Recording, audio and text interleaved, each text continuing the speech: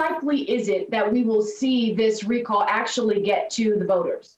Extremely likely. UC Davis political lecturer Dr. Isaac Hale says Californians could vote on whether to recall Gavin Newsom in just a matter of months. We could see a recall election happening at the end of the summer. I mean, I don't think, August is probably early, but it's possible. I think more likely if we were to see a recall election, it would be towards the end of the year.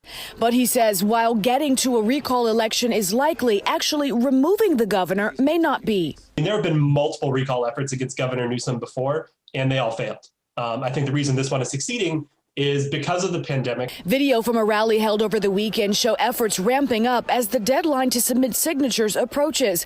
Organizers say they've collected 1.9 million signatures. 1.4 million valid signatures are required for a recall. All signatures have to be submitted to county registrars by March 17th. Then counties have until April 29th to give the final count to the Secretary of State.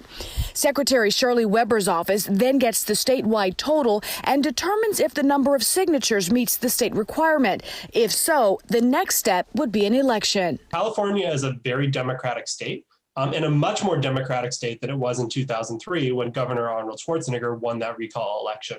And I think this means that Gavin Newsom is probably in a much safer place than Gray Davis was back in 2003.